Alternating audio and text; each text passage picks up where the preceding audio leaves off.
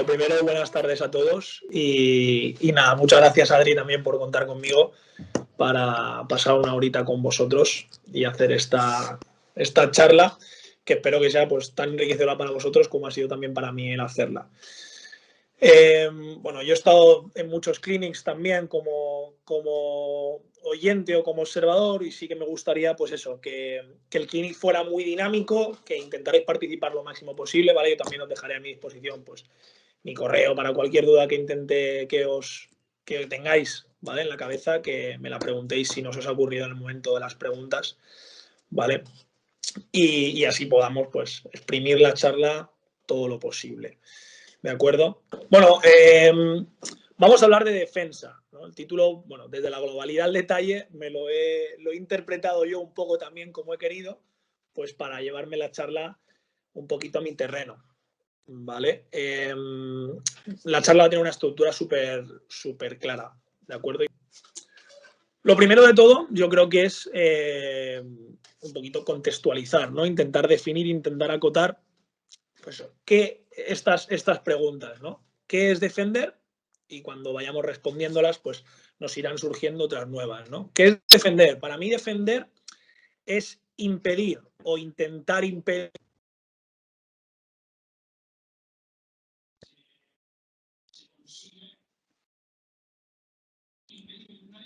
lo que el oponente quiere realizar. Por lo tanto, lo siguiente que tenemos que preguntarnos es qué es lo que el oponente quiere alcanzar y entonces qué es lo que nosotros vamos a defender. Teniendo siempre claro que no se va a poder defender todo el rato. Con lo cual, tenemos que priorizar lo que queremos defender o qué queremos defender. ¿De acuerdo? Entonces, es tan importante saber qué intenciones tiene el ataque como saber priorizar cuáles de esas intenciones vamos a defender o cuáles no. ¿De acuerdo? Y por último, cuáles van a ser las normas que nosotros tengamos, una especie de decálogo, cuáles van a ser las normas de nuestros equipos o las normas que queramos inculcarles a nuestros equipos. ¿De acuerdo? Cuáles son las reglas básicas que nosotros tenemos que tener en defensa. Y de todo esto hablaremos un poco. ¿De acuerdo? Las normas es un poquito lo más personal de cada uno, ¿vale? Cada uno le dará importancia a ciertas cosas en la defensa. A mí, personalmente, no me gusta atender a detalles específicos de técnica individual, porque considero que, bueno, que cada jugador o que cada entrenador puede defender ciertos tipos de cosas y cualquier argumentación me parece básica. Pero aún así sí que pues hay ciertas normas, ¿no? Que en todos los equipos a los que entreno pues intento que aparezcan. Por ejemplo, ¿no? El clásico que en defensa no se descansa, pero para eso tenemos que darle importancia a los 24 segundos que tenemos en la defensa. Entonces, para mí es importante demostrar al jugador que siempre puede estar haciendo cosas útiles en la defensa, ya sea defendiendo con balón, defendiendo sin balón, pero hacérselo ver al jugador. Cada movimiento de la pelota debe tener su correspondiente movimiento defensivo. Y en esto profundizaremos un poquito más adelante cuando también expongamos las tareas. ¿De acuerdo? La última norma, la última regla, el último hábito que siempre intento inculcar a los equipos, que es la comunicación. ¿Vale? Esto es un tema complejo, un tema complicado, porque es algo que aparentemente parece bastante sencillo, pero que luego cuesta muchísimo ver a equipos de la categoría que sean que tengan el hábito o la costumbre de comunicarse. Yo creo que también aquí tenemos que ser bastante responsables nosotros y tenemos que intentar crear la necesidad a nuestros jugadores de que se comuniquen. Y tenemos que crear esa necesidad mediante los entrenamientos y mediante las tareas, los ejercicios que nosotros planteemos. No solamente inculcárselo o intentar machacárselo diciéndolo verbalmente, que hay que hablarse, que hay que decir cosas, que hay que informar cuando estamos en la defensa. Tenemos que ir un paso más allá con nuestro planteamiento, tanto de los entrenamientos como de los propios ejercicios en sí. Si veis equipos de fútbol o equipos de balonmano, se comunican muchísimo más, equipos de fútbol sala se comunican muchísimo más que muchos equipos de baloncesto o en edades tempranas, entre otras cosas por eso, porque tienen la necesidad de estar en constante comunicación. Entonces, nosotros como entrenadores debemos crearles también esa necesidad de todo el rato estar comunicándose mediante nuestra arma principal, que son las tareas, ¿vale? Como veremos más adelante. Dale, Adri, por favor. Lo primero y principal, ¿vale? Lo primero que hay que defender cuando perdemos la pelota, obviamente, es el balance defensivo, porque, como hemos hablado antes, la primera intención del ataque, sobre todo en edades de formación, va a ser un alto porcentaje de las veces el contraataque. También os explicó la anterior charla que tuvimos el miércoles, con lo cual, cuando hemos hablado de priorizar y de identificar qué es lo que quiere atacar el ataque, nos vamos a la defensa del balance defensivo. ¿De acuerdo? El balance defensivo empieza con el rebote ofensivo. ¿De acuerdo? Es muy importante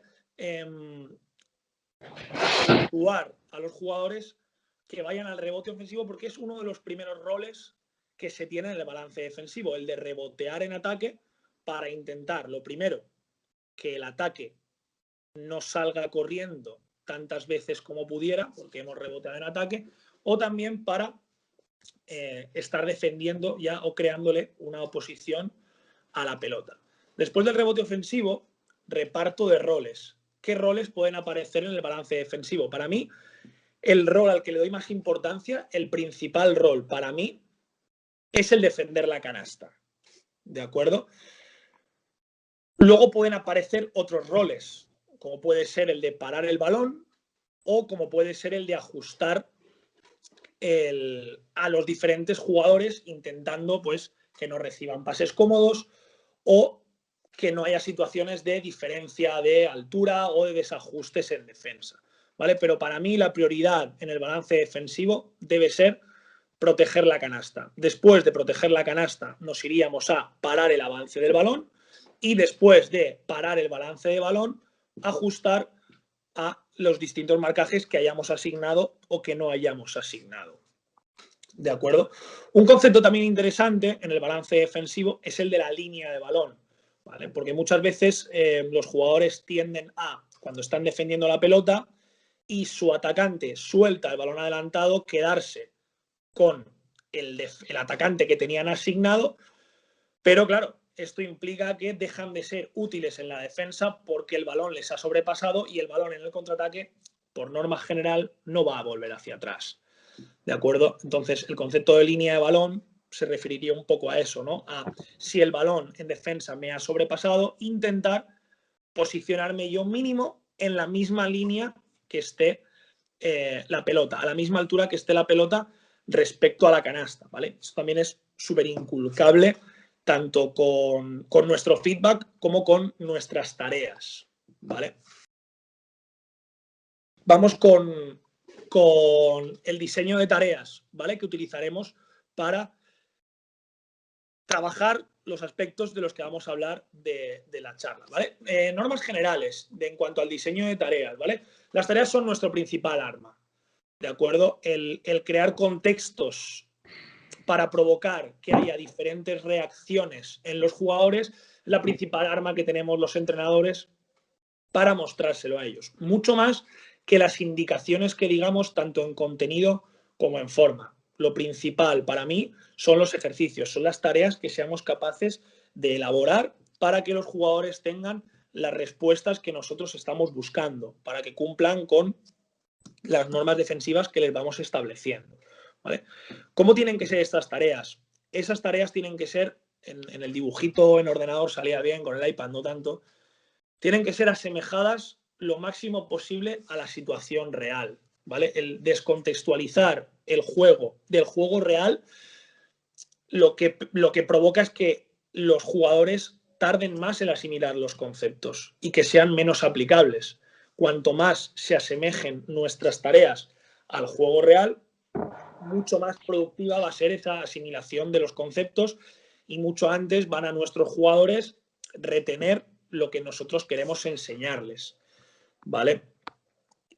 Por lo tanto, nos iríamos a un enfoque mucho más global y no tan analítico, ¿vale? Esto a mí me gusta trabajarlo en cualquier cosa que yo enseñe, no solamente en el tema de la defensa o en el tema del balance defensivo. Esto va un poco común a cualquiera de las cosas que intentemos trabajar o que intenten trabajar en los entrenamientos. ¿De acuerdo? Salud, Adri. Y tienen que ser abiertas a la modificación, no solo tanto el clásico, ¿no? Si tú has planteado un ejercicio para 9 personas y de repente falla una, ¿qué haces con 8 personas? No solo esa modificación, que también es importante, sino a introducir durante el ejercicio, durante el entrenamiento, posibles variables para acciones que se estén dando. Es decir, si los jugadores tienen un comportamiento en el ejercicio, en la tarea que no esperábamos, como nosotros improvisando normas de la tarea, podemos intentar conseguir que esos jugadores acaben alcanzando, acaben haciendo lo que nosotros intentamos conseguir, en este caso en la defensa, ¿vale? Tienen que ser muy modificables y nosotros tenemos también que estar abiertos a esa modificación y estar preparados para introducir cualquier norma que haga que el ejercicio varíe. ¿Vale, Adri? Vale, en cuanto al balance defensivo, ¿cómo me gusta o cómo creo que se deben diseñar esas tareas cuando vamos a trabajar el balance defensivo? ¿Vale? Para el balance defensivo hay una cosa para mí muy clara, que es que deben ser tareas con continuidad, con muchas repeticiones y con pocos parones. Al final, cuantas más repeticiones consigamos, en este caso del contraataque, para defender balance defensivo, pues muchas más acciones de balance tendremos en nuestra defensa, ¿vale? Pocas variables, las tareas tienen que ser sencillas y con mucho ritmo. Priorizamos el ritmo, priorizamos la repetición de las acciones a que tengan muchas variables. Y poco estímulo cognitivo, pocas cosas a las que tengan que estar súper atentos.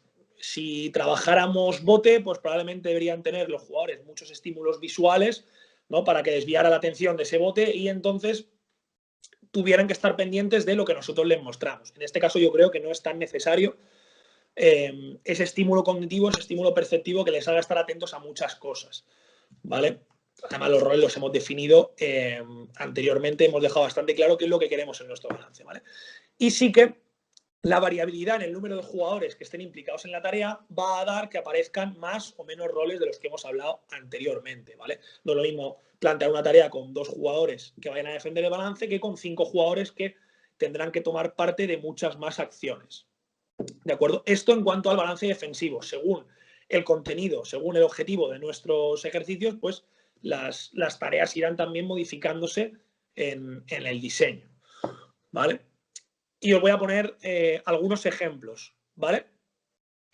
El primer diagrama, por ejemplo, tenemos un 2 contra 2 muy sencillo, ¿vale? De ataco, defiendo y descanso. Aquí en Alicante le llaman mesina, equilibrador, 2 contra 2 por fondos.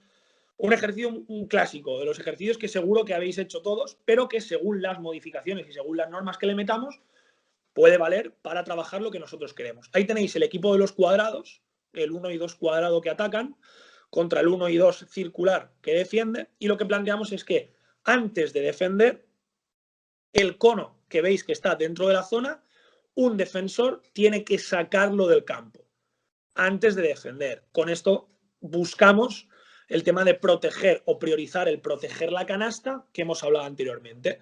Cuando cuadrados ataquen hacia la canasta que le corresponde y finalicen su ataque, uno de los 2 cuadrados tendrá que ir a coger el cono y sacarlo del campo. Un ejercicio muy sencillo, una estructura muy sencilla, una estructura muy intuitiva, en la que no se para y en la que con nuestras normas le vamos a dar énfasis al objetivo que nosotros queremos trabajar. Hemos hablado de la línea de balón. Una tarea muy parecida, por no decir la misma, pero modificando de la variable, nos lleva al ejercicio de al lado. 1 y 2 siguen atacando, cuadrados, 1 y 2 círculos siguen defendiendo, y ahora lo que planteamos es que ese cono se coloque en el medio del campo. ¿De acuerdo? Y el defensor, en lugar de sacar el cono de la zona por línea de fondo para proteger el aro, simplemente lo que tiene que hacer, imaginaos que es un cono alto, es tumbarlo en el suelo. Ese jugador defensor círculo número 2 que tumba el cono en el suelo obliga a el jugador cuadrado a levantarlo. ¿Y con esto qué conseguimos? Con esto conseguimos que el ataque se retrase en el contraataque y el jugador círculo aproveche que su adversario no puede atacar porque tiene que ir a levantar el círculo para trabajar el concepto de línea de balón, para trabajar el concepto de 2 contra 1, para lo que nosotros queramos enfocarlo. ¿De acuerdo? Entonces tenemos como la misma tarea, la misma estructura de la tarea, modificándole las normas, la podemos llevar hacia donde nosotros queremos. ¿Lo veis? Muy sencillo, 2 contra 2, ataco, defiendo, descanso, saco cono por línea de fondo para trabajar el proteger la canasta, o tumbo cono que esté en medio campo y tengo que levantarlo para trabajar concepto de línea de balón. Una tarea muy sencilla para trabajar un concepto muy concreto, al cual nosotros con nuestro feedback deberemos darle énfasis a trabajar. ¿Vale? Nos queremos ir a algo un pelín más global, un pelín más dinámico, donde aparezcan respuestas no tan guiadas por nosotros. Nos vamos a los siguientes diagramas. ¿Vale? Y nos encontramos con una propuesta completamente diferente. ¿Vale? Esto corresponde al mismo ejercicio, la misma tarea. Los dos dibujos son exactamente el mismo ejercicio. ¿Vale? Tenemos dos equipos, equipo círculos y equipo cuadrado de nuevo. ¿Vale? Equipo círculo en este caso, en el dibujito de la izquierda, jugador número 1 redondo, está con balón. ¿Vale? Aquí la norma que tenemos en este ejercicio es muy simple. No se puede cruzar de un medio campo al otro. 1 y 2 círculos tienen que atacar en esa canasta, 1 y 2 cuadrados defender en esa, 3 y 4 cuadrados atacan en la canasta contraria, 3 y 4 círculos les defienden. ¿Vale?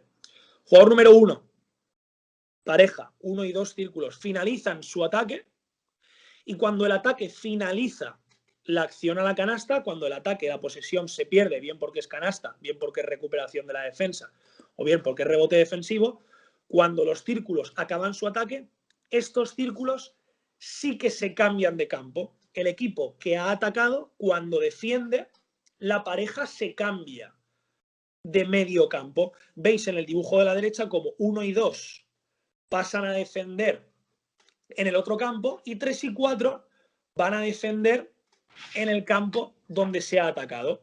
Con esto volvemos a lo mismo. 1 y 2 círculos se encargan de proteger el aro. 3 y 4 círculos van a defender parando balón y ajustando los posibles desajustes que se hayan producido en el contraataque. 1 y 2 cuadrados tienen que intentar hacer llegar el balón a 3 y 4 para que ataquen en la canasta contraria. ¿Vale? El ejercicio en sí parece un poco enrevesado, luego es muy sencillito de aplicar y aparecen un montón de cosas de las que os podéis enriquecer. Esto con 3 jugadores lo podéis hacer perfectamente, pero en 2 contra 2 aparece mucho más marcado ese rol de proteger la canasta o ese rol de ir a parar el balón. ¿De acuerdo? No sé si me habéis seguido, lo vuelvo a explicar así sintetizadamente.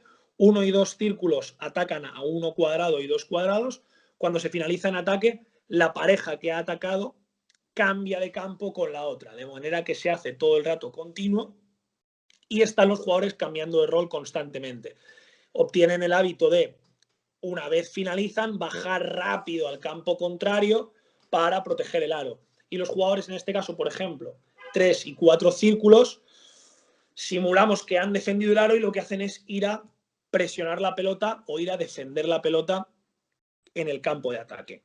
El ejercicio se hace continuo todo el rato.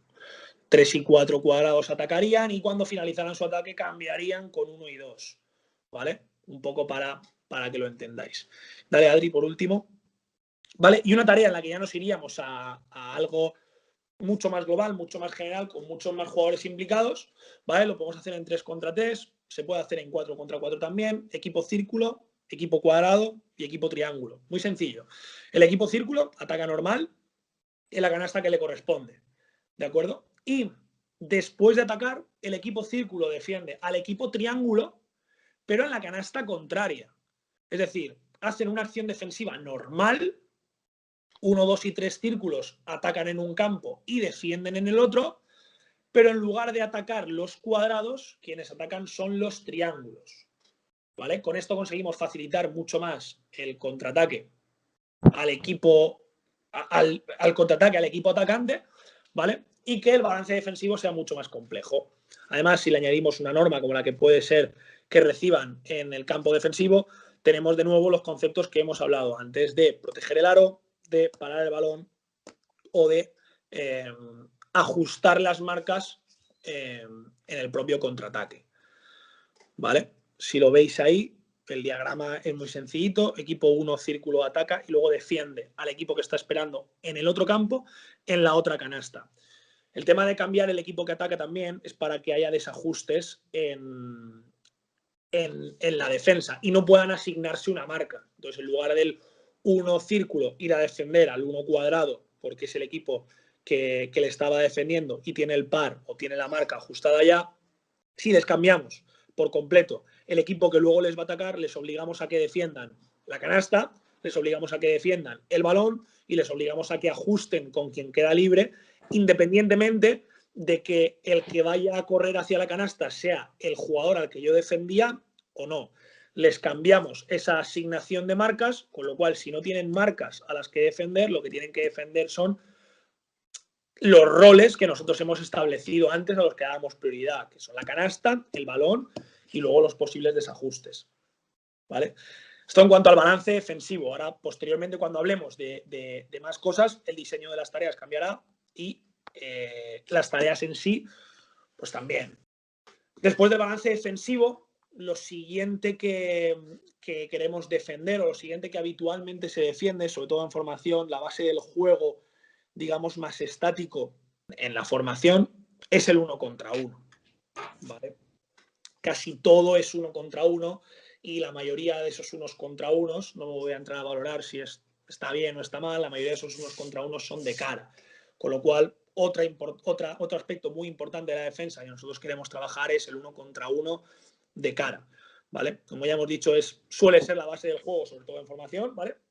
Y es un buen indicativo de la solvencia o del buen hacer defensivo de un equipo. Habitualmente los equipos buenos defensores suelen ser bastante sólidos en el 1 contra 1. Evitar ventajas directas en el 1 contra 1 pues da mucha más seguridad al equipo en cuanto a su defensa, ¿vale? Un equipo débil en el 1 contra 1 es muy difícil que sea luego capaz de defender bien en general, ¿vale? Luego es cierto pues, que hay otros elementos, sobre todo tácticos, el pasar y cortar, el juego de espaldas, juegos sin balón, que también son importantes, pero para mí lo fundamental en esa defensa en estático es el 1 contra 1, ¿de acuerdo? Porque además es lo que más se ve luego conforme van avanzando los jugadores en su etapa de formación, en la que ya pues el pasar y cortar, por ejemplo, queda un poquito más olvidado, ¿no?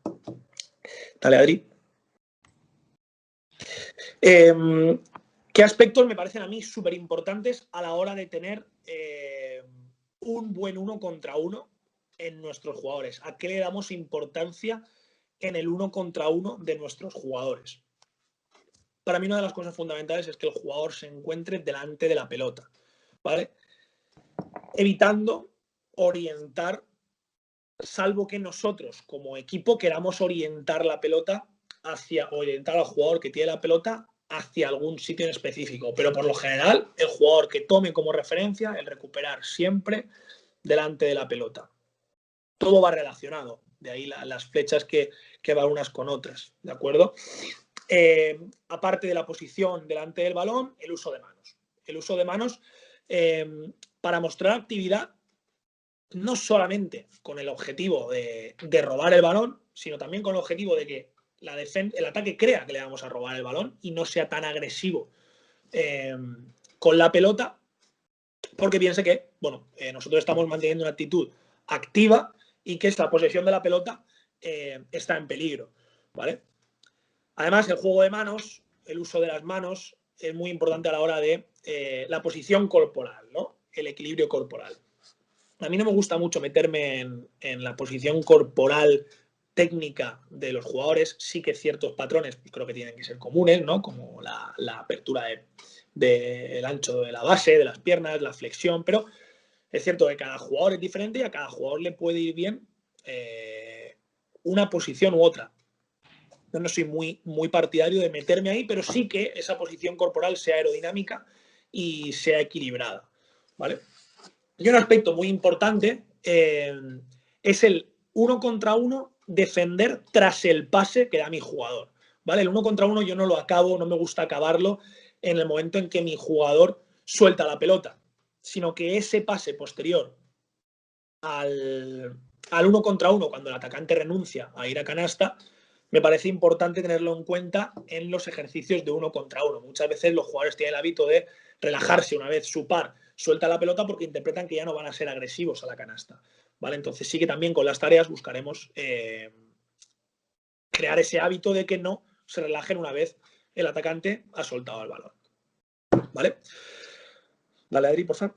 Vale, el diseño de tareas varía porque el concepto no es el mismo que el que hemos expuesto antes. Entonces, si en el balance defensivo hablábamos de, pues eso, mucho desplazamiento, mucho ritmo, muchas repeticiones, aquí vamos a algo mucho más, en un espacio mucho más reducido, mucho más estático, con pocos jugadores. Al final, los jugadores implicados en 1 contra 1 van a ser 2 y algo externo que podamos introducir, algo tipo apoyos o un defensor extra que nos pueda ayudar, un atacante extra que nos pueda dificultar la tarea de defensa, ¿vale? Y también con poca carga cognitiva, no muchísimas normas, no muchísimos estímulos para que el jugador se centre en el par que está defendiendo el 1 contra 1. Luego hablaremos de otras cosas, las que sí aumentaremos esa carga cognitiva, pero para el 1 contra 1 no considero que sea fundamental que haya mucha carga cognitiva en cuanto a muchas normas o en cuanto a muchos estímulos que el defensor tenga que estar atento, ¿vale? Y luego que el objetivo no sea siempre la canasta, que el ataque no tenga como única forma de ganar el ir a la canasta, para que el defensor no solamente defienda eso. El ataque muchas veces puede ganar ventajas sin necesidad de que esas ventajas sean meter canasta. Entonces, tenemos también que acostumbrar a los jugadores a que pueden estar defendiendo 1 contra 1, pero también estar defendiendo diferentes cosas dentro de ese 1 contra 1. ¿Vale? Entonces, teniendo en cuenta estas 3 cosas, diseñamos las tareas que nosotros consideremos oportunas. ¿Vale? La primera tarea que planteo es, aquí los diagramas son mucho más sencillitos, ¿vale? Un 2 contra 1, veis 1 y 2 círculos, ¿vale? Que son atacantes, los 2 tienen balón, y un defensor, ¿vale? Defensor número 1. Y 2 espacios ahí sombreados, medio en gris, que pueden ser 2 aros, 2 círculos, hechos con cuerdas, 2 espacios a conquistar, ¿vale? El objetivo del ataque es botar el balón los 2 atacantes en el mismo aro. Es decir, que uno botara en el círculo, por ejemplo, que el defensor tiene a la izquierda, y 2 botara seguido en el círculo que tiene en la izquierda. ¿De acuerdo? El ataque puede cambiar de intención las veces que quiera. El ataque consigue puntos si consigue que uno bote en el círculo que nosotros le hemos marcado y el otro bote en el mismo círculo que les hemos marcado. ¿Vale? Con esto la defensa, pese a no defender 1 contra 1, sí que tiene conceptos de la defensa propia del 1 contra 1, ¿vale? Como pueden ser los pasos de caída, como pueden ser las fintas defensivas, como pueden ser las recuperaciones en defensa, etc. El ejercicio es muy sencillo y es muy rico, tanto para la defensa como para el ataque, pero en este caso para la defensa también, ¿vale? Objetivo del ataque, botar el balón en el círculo sombreado 2 veces seguidas, ¿vale? Los 2 atacantes tienen que botar en el mismo círculo, ¿sí? El ejercicio de al lado no tiene nada que ver. El ejercicio de al lado tiene nada que ver. Planteamos para lo que hemos dicho antes, ¿no? Del pase una vez se juega 1 contra 1, con un apoyo. El apoyo simplemente cuenta cuando el atacante decida jugar con él. Uno círculo y defensor juegan 1 contra 1. Si la defensa consigue que no meta canasta al jugador número 1, el atacante tiene la opción de balón al jugador número 2, ¿vale? Y el jugador número 2 se convierte en atacante. Ese atacante solamente puede tirar y solamente puede tirar después de haber botado, ¿de acuerdo? Entonces, atacante cuando decida pasarle al pasador, la defensa tiene que cambiar el chip de su defensor, de su atacante, perdón, no puede seguir defendiéndole a él y tiene que ir a buscar al otro jugador. ¿De acuerdo? Muy sencillito, que lo podemos evolucionar lo que nosotros queramos, ¿vale? Que solamente pueda recibir el número 2 fuera de la línea de 3, que ese número 2 pueda penetrar hacia canasta, que ese número 2 pueda volver a defender al número 1, pero una tarea muy sencilla, muy directa, en la que el jugador defensor va a estar defendiendo el balón y va a estar defendiendo lo que pase después de lo que ha hecho el balón, ¿vale? Muy fácil. Pasa, Adri, por favor. Y tenemos un par de ejemplos más, ¿vale? De tareas que nos pueden ayudar al 1 contra 1. ¿Vale? Muy sencillito. Atacante con balón, 2 defensores. En este caso es un 1 contra 2, pero el atacante puede meter canasta en cualquiera de las 2 canastas, ¿vale? Sin haber campo atrás. Aquí estamos consiguiendo que la defensa se organicen entre ellos, que no defiendan solamente la canasta donde va a atacar o donde tiene la intención de atacar el ataque, ¿de acuerdo? Y a su vez, el atacante puede, lo que hemos hablado, anotar en cualquiera de las 2 canastas. Con lo cual yo puedo ayudar a mi compañero defensor cuando está siendo atacado hacia la canasta que él defiende, ¿vale? Sin descuidar del todo la canasta, la que yo teóricamente defiendo, porque el atacante puede cambiar de intención e ir a buscar la canasta en el otro aro, ¿vale? Es un ejercicio muy sencillito en el que un defensor está defendiendo un 1 contra 1, digamos, puro, y el otro defensor está ayudando a su compañero, pero sin dejar de perder la responsabilidad que tiene en la otra canasta, en el otro 1 contra 1, ¿vale? Entonces, muy fácil de aplicar y muy rico también, ¿vale? Y luego el último que os he planteado es algo más complejo, ¿vale? Pero que también aparecen muchas cosas de las que hemos hablado. 1 contra 1, jugador círculo atacante, un defensor sin balón y el defensor número 2 que sí que tiene balón, ¿vale? Esto es un poco más complejo. Y la norma que le doy es que si el atacante bota con la mano alejada del defensor extra, ahí veis como el 1 tiene el balón en su lado izquierdo y el defensor extra está en su lado derecho, si el atacante bota con la mano alejada al defensor extra, el atacante puede ser tocado por ese defensor extra. Si el atacante es tocado por ese defensor extra, pierde la posesión, ¿vale?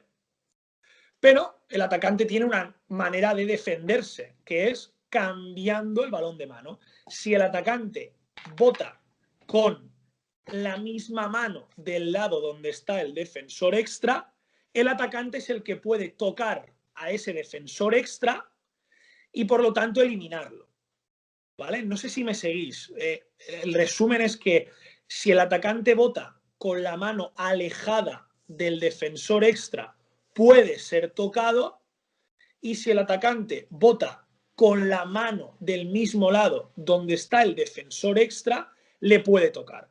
Todo esto sin perder la intención de jugar a la canasta, ¿vale? Con esto, ¿qué es lo que conseguimos? Con esto conseguimos que el defensor número 1, el defensor que no tiene balón, esté defendiendo constantemente la canasta, pero que su defensa varíe. Si el defensor está votando con una mano y por lo tanto está votando con una intención, perdón, si el atacante está votando con una mano y por lo tanto está votando con una intención, o si el atacante está votando con la otra mano y por tanto tiene una intención completamente diferente. Lo normal es que si el atacante vota con la mano alejada, lo que le interesa es atacar la canasta, y si el atacante está votando con la mano próxima al defensor extra, lo que busque sea intentar tocarlo, con lo cual haya renunciado a atacar la canasta y el defensor tenga que intentar evitar que su compañero sea tocado. Y aquí estamos constantemente cambiando la respuesta del defensa en base a la intención que tiene el ataque, no dejando nunca de defender la canasta, pero pudiendo agregarle objetivos extra al ataque que hace que sean defendidos por el defensor, ¿de acuerdo? Y vamos con lo último, antes de terminar. Hemos hablado del contraataque del ataque, con lo cual nosotros le damos la respuesta mediante el balance defensivo. Hemos hablado del 1 contra 1 en el ataque estático y, por lo tanto, de nuestra defensa en el 1 contra 1. Y por último, el tercer aspecto que considero importante a la hora de trabajar en la defensa y que se puede empezar a trabajar desde pequeños son las ayudas defensivas, ¿vale? Las ayudas defensivas habitualmente aparecen cuando el defensor, en este caso de balón, ¿vale? Vamos a hablar del defensor de balón, es rebasado, ¿vale? El atacante consigue rebasar a su par e inicia una acción hacia la canasta, ¿vale? Donde es fundamental la comunicación, tanto para avisar de ese posible desajuste, como para avisar de que se soluciona, como para informar de cuáles son las actitudes que toma la defensa, ¿vale?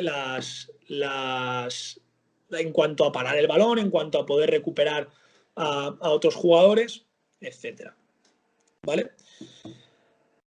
Independientemente de que sean ayudas laterales o de que sean ayudas de último, ¿vale? Aquí no me voy a meter, cada uno tendrá su opinión, unas tienen unos pros, otras tienen otros, ¿vale? Pero sí que vamos a intentar englobar aspectos que tengan que ser comunes independientemente de que nosotros decidamos ayudar con ayudas laterales, con ayudas de último, lo que nosotros consideremos, ¿vale?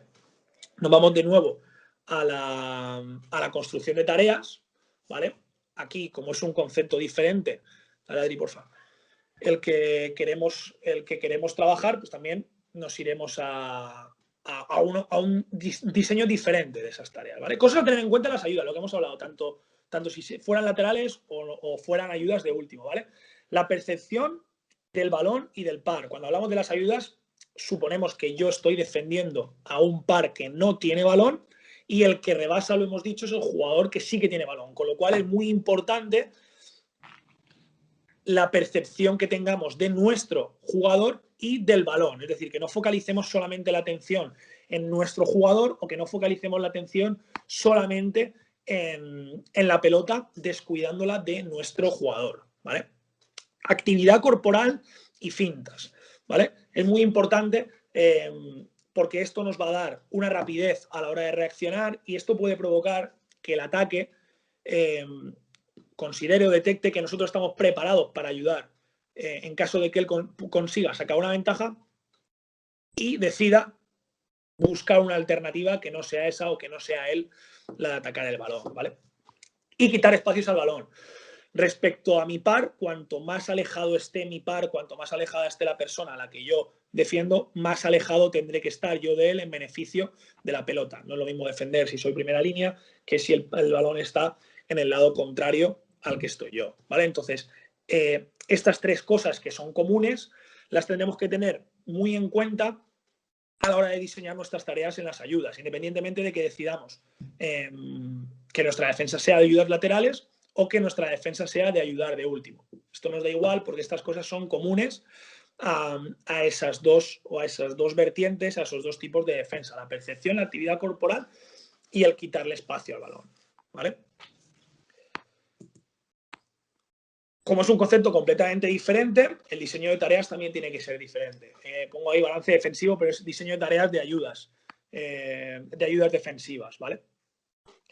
Aquí sí que nos vamos mucho más a más implicación cognitiva, porque nosotros tenemos que ser capaces de dividir nuestra atención entre nuestro par y entre el resto del juego, no solamente del balón, que también como primero y principal, sino del resto de atacantes y también del resto de nuestros compañeros defensores, ¿vale? Con lo cual es importante que nuestras tareas sí que tengan esa implicación que les haga pensar o que les haga estar atentos a diferentes estímulos a nuestros defensores y no focalizar la acción solamente en un par o solamente en la pelota, ¿vale? A la hora de diseñar tareas.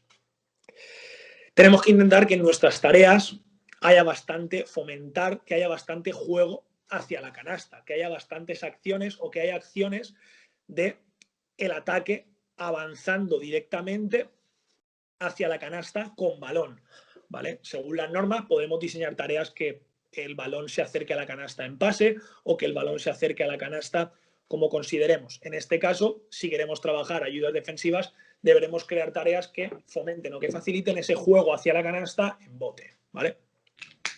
Evitar que los ejercicios sean en transición porque no conseguimos llegar al 5 contra 5 estático, entonces podremos perder muchas repeticiones donde no aparezcan esas ayudas de las que hemos hablado, porque el ataque consiga la ventaja fácil en la transición y no estemos ni siquiera en disposición de ayudar, ¿vale? Y luego, como hemos hablado en el balance defensivo, el variar el número de jugadores a la que también se sumen acciones defensivas. Si nosotros planteamos una tarea para trabajar las ayudas solamente con 2 defensores implicados, las acciones defensivas que aparecen son mucho más reducidas que si nuestra tarea es de 4x4, donde pueden entrar en juego la ayuda al balón, la segunda ayuda, la rotación defensiva, el close out, el defender orientando el pase extra, etcétera, ¿vale? En el 1 contra 1 vamos mucho más a esa estructura de un atacante y un defensor, y aquí, variando con el número de gente que tengamos implicada en la tarea, aparecerán más acciones defensivas o no defensivas, ¿vale? Vamos. ¿Vale? Ahí os pongo 2-3 ejemplos para que veamos de lo que estábamos hablando, ¿vale? Son 3 ejercicios diferentes, yo lo dejo como propuesta. Aquí tenemos en el primer dibujo un 4 contra 4, por ejemplo, donde los 4 defensores están en fila. Estos ejercicios, estas tareas, yo este año entreno en un equipo alevín y son aplicables tanto a alevines como a juniors que también he entrenado. O sea, son tareas que no las encorsetamos en una única etapa de formación y pueden ser bastante útiles para prácticamente llevéis el equipo que llevéis, sea de la categoría que sea, ¿vale? Veis que tenemos 4 atacantes que están fuera de la línea de 3, 4 círculos y 4 defensores en los cuales cada uno tiene un número. Y el entrenador con balón en el centro del campo, ¿vale? El entrenador pasa al atacante que considere y dice un número. El 1, el 2, el 3 o el 4. El defensor que tenga ese número es el que tiene que defender al atacante al cual el entrenador le pasa la pelota. En este caso vemos que lo recibe el jugador de la esquina derecha del campo, izquierda de la pantalla, y va el número 2. El entrenador dice el 2 y pasa a ese jugador. Jugador número 2 tiene que recuperar a ese atacante que tiene balón y a partir de ahí el resto de defensores tienen que ser capaces de organizarse para ajustar los pares en función de quién haya ido al balón. ¿De acuerdo? Fomentamos la acción de canasta, como por ejemplo que el defensor tenga que tocar, por ejemplo, tenga que salir de la línea de 3. Defensor número 2 tiene que salir de la línea de 3, con lo cual el jugador que ha recibido la pelota del entrenador, lo más normal es que haga una acción hacia la canasta. Y a partir de ahí aparece qué jugador, qué defensor tiene la intención de parar al de balón, qué jugador tiene la intención de defender el primer pase, cómo recupera el jugador que ha tenido que salir de la línea de 3, etcétera, ¿vale? Y aquí es donde nosotros, en esta tarea, por ejemplo, como entrenadores, les llevaríamos más hacia un estilo de defensa o hacia otro, ¿vale? Pero la tarea es la misma, tanto si yo quiero defender en ayudas laterales como si quiero defender de último. Si el balón lo recibe el jugador de la esquina, si yo considero que la ayuda más efectiva es la ayuda lateral, pues a lo mejor mandaré al jugador número defensor 1, que es el más cercano al balón, a que defienda esa ayuda, ¿vale?, del jugador que inicia hacia la canasta. Si yo considero que la defensa correcta es la de defender de último, el jugador número 4, que sería el más alejado del balón, sería el encargado de, en lugar de salir a defender a su par, el de meterse cerca de la canasta y cerca del balón, ¿vale? Con lo cual, esta tarea nos podría valer tanto si quisiéramos defender con ayudas laterales como si quisiéramos defender de último, ¿de acuerdo? La siguiente tarea, que es la de medio, no tiene nada que ver con la anterior en cuanto a estructura, ¿vale? Pero el concepto a trabajar es el mismo. Ahí veis 4 atacantes y 4 defensores, donde el atacante con balón, cuando él considere, puede iniciar la acción de rodear un cono y su defensor también tiene que defenderlo, ¿vale? Con esto conseguimos que el ataque tenga una ventaja clara hacia el aro, porque el defensor tiene que rodear el cono, y a partir de ahí, lo que hemos hablado, que aparezcan la gente que abandona a su par, que pierde la referencia de su par para defender la pelota, que es la que ha iniciado la acción hacia la canasta, y a partir de ahí las distintas opciones defensivas que hemos hablado anteriormente, de segundas ayudas, de defender las recuperaciones, de defender los pases extra, de defender las segundas penetraciones, ¿vale? Y volvemos a lo mismo. Una tarea con muchos jugadores implicados, donde aquí claramente el juego hacia la canasta con balón lo fomentamos porque le damos una ventaja considerable al jugador de balón, que siempre va a tener esa ventaja de rodear e irse hacia la canasta, y según nosotros queramos defender de una manera o defender de otra, es donde iremos orientando nuestras correcciones. Pero la estructura de la tarea y la tarea es la misma independientemente de nuestra manera de defender o de que consideremos defender, ¿vale? Por último, planteamos un 4 contra 3, ¿vale? Las tareas veis que son sencillas, pero tienen que estar atentos a muchas cosas, ¿vale? Un 4 contra 3 donde los 4 atacantes solamente pueden recibir fuera de la línea de 3, ¿vale? Y si el defensor toca al jugador de balón fuera de la línea de 3, este la recupera, ¿vale? Entonces, constantemente el ataque, como fuera de la línea de 3 está desprotegido y dentro de la línea de 3 está protegido, es un ejercicio de 4 contra 3 sin ningún estímulo extra, pero con la norma que nosotros le damos, vamos a provocar que inicien muchas acciones hacia el aro.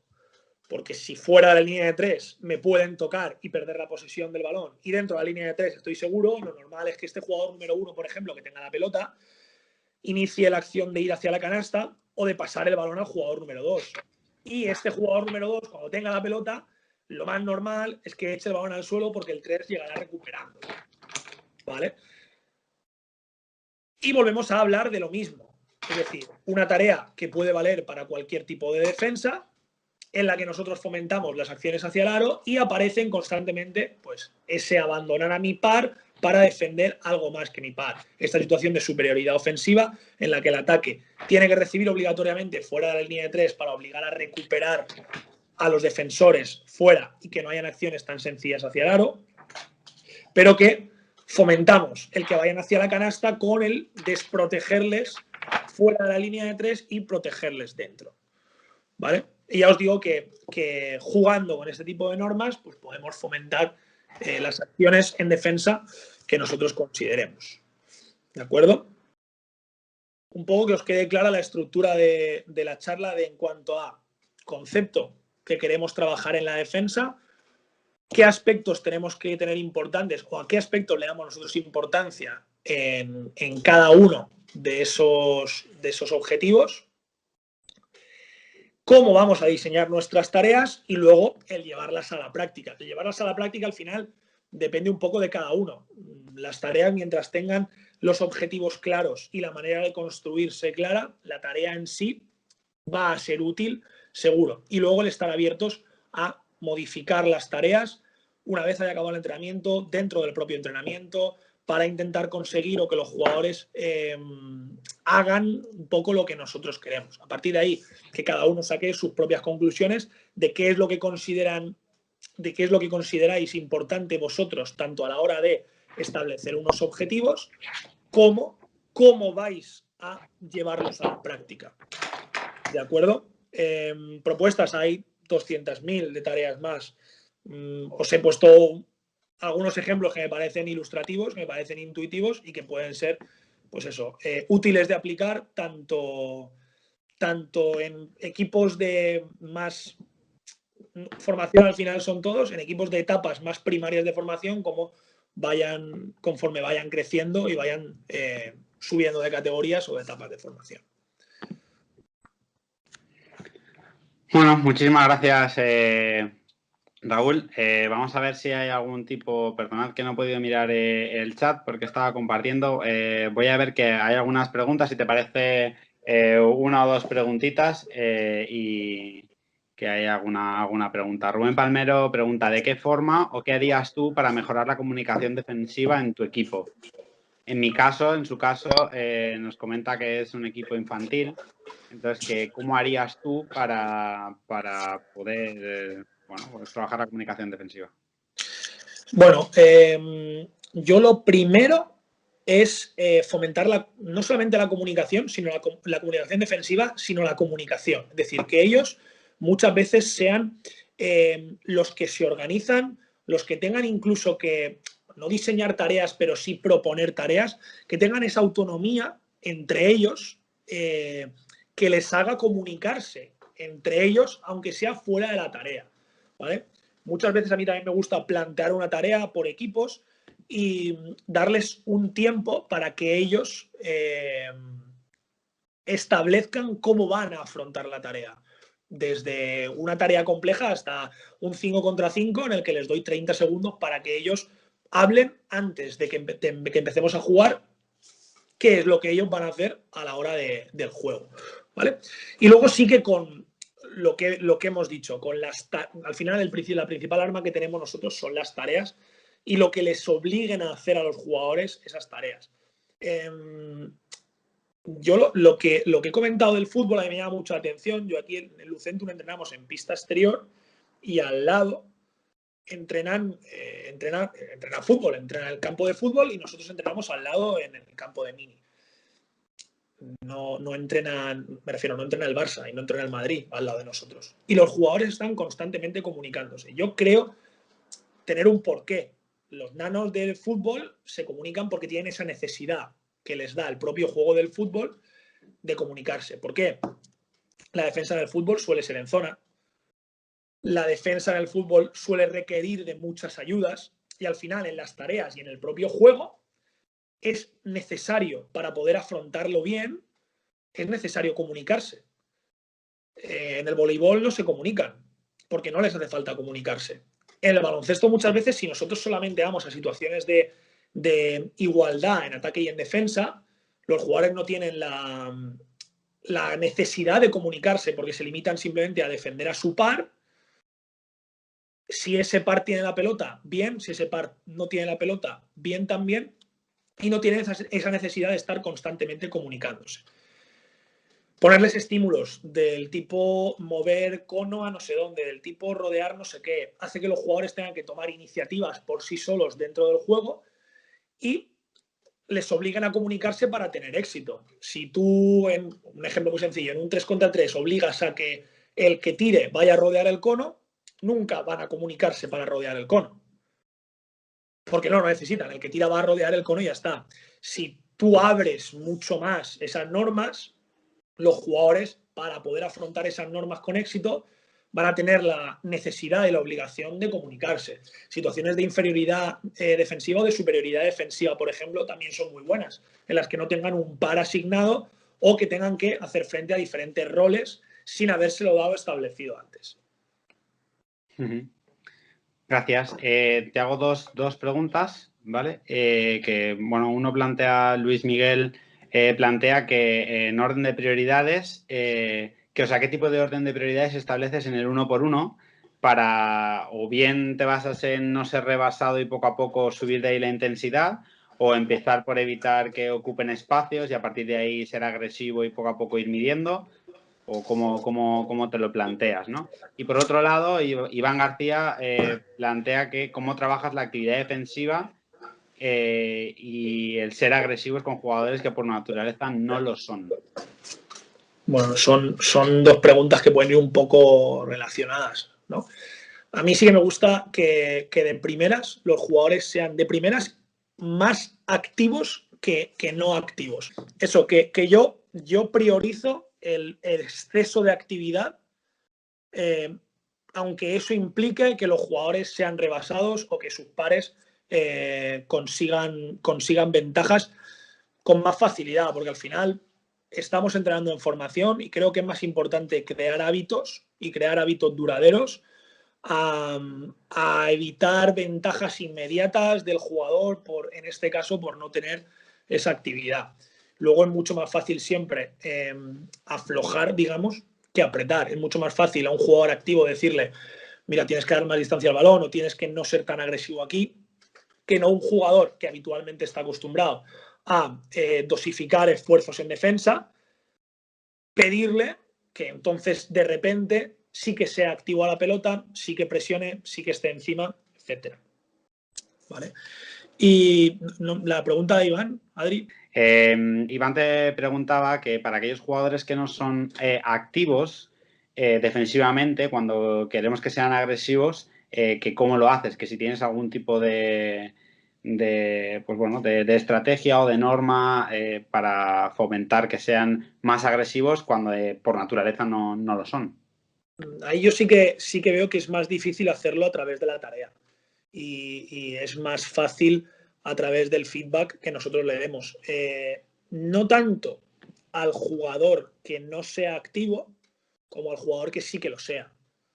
Es decir, resaltar mucho más al jugador o aquellas acciones en las que el defensor ha tenido exceso de actividad, pese a que ese exceso de actividad no haya tenido un resultado, más que a través de una tarea o más que a través de señalar o castigar al jugador que no ha sido activo. Yo creo que a través del feedback que demos a las acciones activas o a los jugadores que se muestren activos pese a que no hayan tenido éxito, es una buena manera para que aquel, y premiándolo, claro, y haciéndolo efectivo, es una buena manera para que aquel que no sea tan activo sea capaz de. Y luego aparte podemos también entrar, ¿no? Pues a lo mejor en sí que algo más analítico de técnica individual defensiva, que vayamos con un jugador más específico, pero bueno, esto ya creo que es otro paso.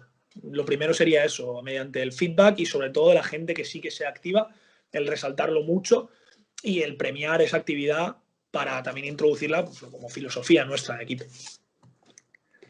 Bueno, muchísimas gracias. Hay algunos que están, bueno, en el chat tenemos varios comentarios de agradecimiento y excelente charla. Nos sumamos a esta propuesta, a estos comentarios. Muchísimas gracias, Raúl, por compartir tu tiempo con nosotros. Para nosotros, la verdad que es un placer poder contar contigo y que nos des un poquito de tu tiempo para continuar formándonos y continuar pues creciendo, viendo diferentes perspectivas que seguro un poco entre todos ayudan a complementar el baloncesto que en el día a día desarrollamos, ¿no? Así que nada, muchísimas gracias, Raúl. Hay algunos que te están solicitando el mail que habías dicho que le ibas a poner. Oh, sí. Se ha quedado ahí pendiente. Entonces, pues bueno, si quieres lo puedes meter directamente en un comentario en el chat y por nuestra parte, muchísimas gracias, Raúl. Perfecto, pues muchas gracias, Adri, porque ya sabes que es difícil cogerme aquí para este tipo de cosas y nada, me lo he pasado súper bien. Y nada, cualquier cosa que queráis, ya sabéis, ¿de acuerdo? Nada más, un poco que os quede clara la estructura de la charla en cuanto a concepto que queremos trabajar en la defensa, qué aspectos tenemos que tener importantes o a qué aspectos le damos nosotros importancia en cada uno de esos objetivos, cómo vamos a diseñar nuestras tareas y luego el llevarlas a la práctica. El llevarlas a la práctica al final depende un poco de cada uno. Las tareas, mientras tengan los objetivos claros y la manera de construirse clara, la tarea en sí va a ser útil, seguro. Y luego el estar abiertos a modificar las tareas una vez haya acabado el entrenamiento, dentro del propio entrenamiento, para intentar conseguir o que los jugadores hagan un poco lo que nosotros queremos. A partir de ahí, que cada uno saque sus propias conclusiones de qué es lo que consideran, de qué es lo que consideráis importante vosotros, tanto a la hora de establecer unos objetivos, como cómo vais a llevarlos a la práctica. ¿De acuerdo? Propuestas hay 200.000 de tareas más. Os he puesto algunos ejemplos que me parecen ilustrativos, que me parecen intuitivos y que pueden ser, pues eso, útiles de aplicar tanto en equipos de más formación, al final son todos, en equipos de etapas más primarias de formación, como conforme vayan creciendo y vayan subiendo de categorías o de etapas de formación. Bueno, muchísimas gracias, Raúl. Vamos a ver si hay algún tipo, perdonad que no he podido mirar el chat porque estaba compartiendo. Voy a ver que hay algunas preguntas, si te parece una o dos preguntitas y que hay alguna pregunta. Rubén Palmero pregunta, ¿de qué forma o qué harías tú para mejorar la comunicación defensiva en tu equipo? En mi caso, en su caso, nos comenta que es un equipo infantil. Entonces, ¿cómo harías tú para poder pues trabajar la comunicación defensiva? Bueno, yo lo primero es fomentar no solamente la comunicación, sino la comunicación defensiva, sino la comunicación. Es decir, que ellos muchas veces sean los que se organizan, los que tengan incluso que no diseñar tareas, pero sí proponer tareas, que tengan esa autonomía entre ellos, que les haga comunicarse entre ellos, aunque sea fuera de la tarea, ¿vale? Muchas veces a mí también me gusta plantear una tarea por equipos y darles un tiempo para que ellos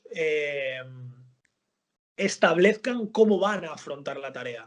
Desde una tarea compleja hasta un 5 contra 5 en el que les doy 30 segundos para que ellos hablen antes de que empecemos a jugar qué es lo que ellos van a hacer a la hora del juego, ¿vale? Y luego sí que con lo que hemos dicho, con al final la principal arma que tenemos nosotros son las tareas y lo que les obliguen a hacer a los jugadores esas tareas. Yo lo que he comentado del fútbol a mí me llama mucha atención. Yo aquí en Lucentum entrenamos en pista exterior y al lado entrenan fútbol, entrenan el campo de fútbol y nosotros entrenamos al lado en el campo de mini. No entrenan, me refiero, no entrena el Barça y no entrena el Madrid al lado de nosotros. Y los jugadores están constantemente comunicándose. Yo creo tener un porqué. Los nanos del fútbol se comunican porque tienen esa necesidad que les da el propio juego del fútbol de comunicarse. ¿Por qué? La defensa del fútbol suele ser en zona. La defensa del fútbol suele requerir de muchas ayudas y al final en las tareas y en el propio juego es necesario, para poder afrontarlo bien, es necesario comunicarse. En el voleibol no se comunican porque no les hace falta comunicarse. En el baloncesto muchas veces, si nosotros solamente vamos a situaciones de igualdad en ataque y en defensa, los jugadores no tienen la necesidad de comunicarse porque se limitan simplemente a defender a su par.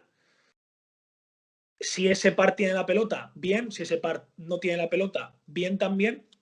Y no tienen esa necesidad de estar constantemente comunicándose. Ponerles estímulos del tipo mover cono a no sé dónde, del tipo rodear no sé qué, hace que los jugadores tengan que tomar iniciativas por sí solos dentro del juego y les obligan a comunicarse para tener éxito. Si tú, en un ejemplo muy sencillo, en un 3 contra 3 obligas a que el que tire vaya a rodear el cono, nunca van a comunicarse para rodear el cono. Porque no lo necesitan. El que tira va a rodear el cono y ya está. Si tú abres mucho más esas normas, los jugadores, para poder afrontar esas normas con éxito, van a tener la necesidad y la obligación de comunicarse. Situaciones de inferioridad defensiva o de superioridad defensiva, por ejemplo, también son muy buenas, en las que no tengan un par asignado o que tengan que hacer frente a diferentes roles sin habérselo dado establecido antes. Gracias. Te hago dos preguntas, ¿vale? Que, bueno, uno plantea, Luis Miguel, plantea que en orden de prioridades, ¿qué tipo de orden de prioridades estableces en el 1x1 para, o bien te basas en no ser rebasado y poco a poco subir de ahí la intensidad, o empezar por evitar que ocupen espacios y a partir de ahí ser agresivo y poco a poco ir midiendo? ¿O cómo te lo planteas, ¿no? Y por otro lado, Iván García plantea que cómo trabajas la actividad defensiva y el ser agresivos con jugadores que por naturaleza no lo son. Bueno, son dos preguntas que pueden ir un poco relacionadas, ¿no? A mí sí que me gusta que de primeras los jugadores sean de primeras más activos que no activos. Eso, que yo priorizo el exceso de actividad, aunque eso implique que los jugadores sean rebasados o que sus pares consigan ventajas con más facilidad, porque al final estamos entrenando en formación y creo que es más importante crear hábitos y crear hábitos duraderos a evitar ventajas inmediatas del jugador, en este caso, por no tener esa actividad. Luego es mucho más fácil siempre aflojar, digamos, que apretar. Es mucho más fácil a un jugador activo decirle, mira, tienes que dar más distancia al balón o tienes que no ser tan agresivo aquí, que no un jugador que habitualmente está acostumbrado a dosificar esfuerzos en defensa, pedirle que entonces de repente sí que sea activo a la pelota, sí que presione, sí que esté encima, etc. ¿vale? Y la pregunta de Iván, Adri. Iván te preguntaba que para aquellos jugadores que no son activos defensivamente, cuando queremos que sean agresivos, que cómo lo haces, que si tienes algún tipo de estrategia o de norma para fomentar que sean más agresivos cuando por naturaleza no lo son. Ahí yo sí que veo que es más difícil hacerlo a través de la tarea y es más fácil a través del feedback que nosotros le demos. No tanto al jugador que no sea activo como al jugador que sí que lo sea.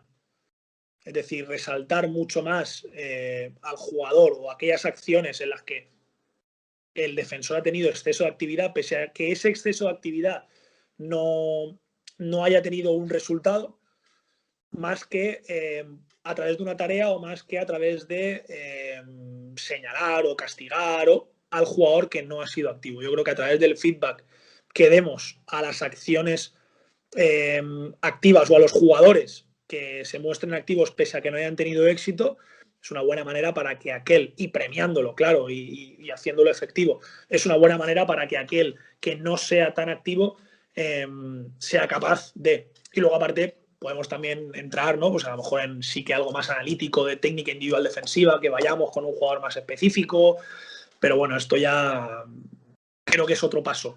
Lo primero sería eso, mediante el feedback y sobre todo de la gente que sí que sea activa, el resaltarlo mucho y el premiar esa actividad para también introducirla pues, como filosofía nuestra de equipo. Bueno, muchísimas gracias. Hay algunos que están, bueno, en el chat tenemos varios comentarios de agradecimiento y excelente charla. Nos sumamos a esta